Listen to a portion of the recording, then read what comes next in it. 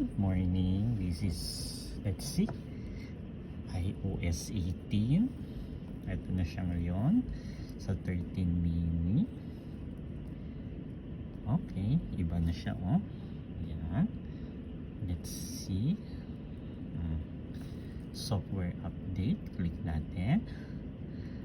iOS 18. Ito yung preview niya. Okay. Sige. Out natin. So ayan, oh, ganyan. Wala naman masyado, oh. Pero pag natitig, oh, meron ka na makikitang password. And then out natin from ganyan. Okay. So pag ginanyan natin, scroll, di ba ganyan?